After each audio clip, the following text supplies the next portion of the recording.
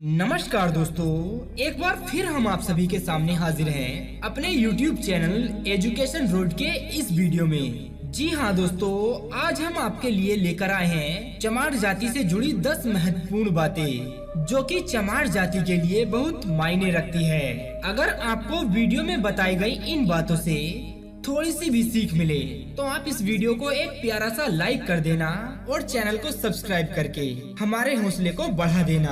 तो चलिए फिर शुरू करते हैं वीडियो को। सबसे पहली बात तो ये है कि आप लोगों को यह तो पता ही होगा कि चमार जाति यानी कि दलित समाज के लोगों को उनके पूर्व में यानी कि उनके बीते हुए दिनों में किन किन दिक्कतों का सामना करना पड़ा है और पहले चमार जाति के लोग कैसे थे और आज कैसे हो गए हैं। बात नंबर 1, पूरे भारतवर्ष में जिन श्रुतियों और श्लोकों में चमार को ब्राह्मण का बड़ा भाई कहा जाता है क्योंकि एक ब्राह्मण हिंदू धर्म का मुखिया है जबकि एक चमार बुद्ध धर्म का मुखिया है, तो इसीलिए चमार जाति की शादियों में किसी पंडित या ब्राह्मण को नहीं बुलाया जाता है। बात नंबर 2, रामायण में ओरल भट्ट की किताबों में बुधवार को शूद्र लिखा हुआ है और रियल लाइफ में भी चमार को शूद्र ही माना गया है जबकि अन्य जातियां कभी भी निशाने पर नहीं आई है। बात नंबर 3, समस्त जातियों में से हम चमार जो काफी गरीब होने के बावजूद भी अपनी अन्न शांति पर मिट जाते हैं और इस जाति में आज भी राजसी गुण छलकते हैं। बात नंबर 4, अक्सर आपने चमार जाति के लोगों को देखा होगा कि उनका गांव से बाहर ही घर होता है क्योंकि प्राचीन समय में चमार गांव के राजा होते थे। इनको ही गांव में धिये बाबा कहा जाता था। नंबर 5, चमार जाति से बौद्ध धर्म छीनने के बाद उस चमार जाति को धर्महीन कर दिया गया था और अछूत इसलिए कहा गया कि ये जाति फिर कभी बौद्ध धर्म ना उठा ले।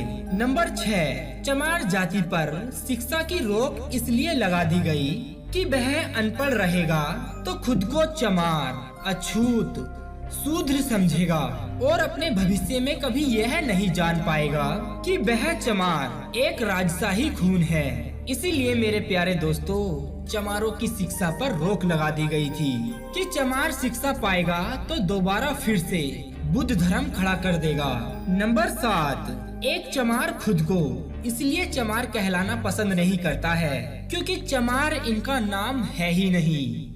जानकारी के मुताबिक मैं आपको बता दूं कि इनका नाम तो सूर्यवंशी क्षत्रिय था, इसलिए आज चमार खुद को चमार कहने से भटक जाते हैं और काफी विवाद होते हैं, लड़ाइयाँ हो जाती हैं। नंबर 8, जैसे कि ब्राह्मणों में सरनेम शर्मा जी होता है, शुक्ला होता है, मिश्रा होता है, ये सब देखने को मिलता है। ठीक उसी तरह चमारों की भी समर्थक जातियां थी जैसे कि कोढ़ी चमार, नोनिया चमार, बांती चमार आदि। लेकिन चमारों की सत्ता लुप्त होने के बाद धीरे धीरे इनमें फूट पड़ती चली गई।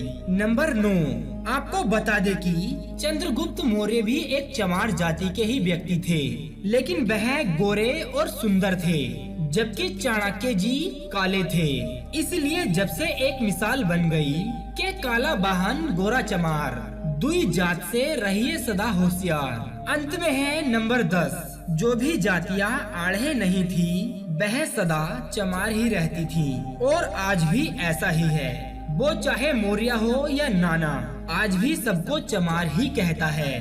दोस्तों, ये सारी बातें जो अब तक हमने आपको बताई हैं, ये सब बातें लिखी गई हैं। ये बर्मा और तिब्बत के बौद्ध धर्म में परिमाण देखने को मिलता है। और भी अधिक जानकारी के लिए हमारे बाबा साहब भीमराव अंबेडकर की किताब में लिखा हुआ साफ साफ देख सकते हैं। हम उम्मीद करते हैं कि आपको चमार जाति के बारे में यह 10 बातें काफी पसंद आई होंगी। अगर ऐसा है तो आप इस वीडियो को लाइक करके अपना प्यार हमें जरूर दें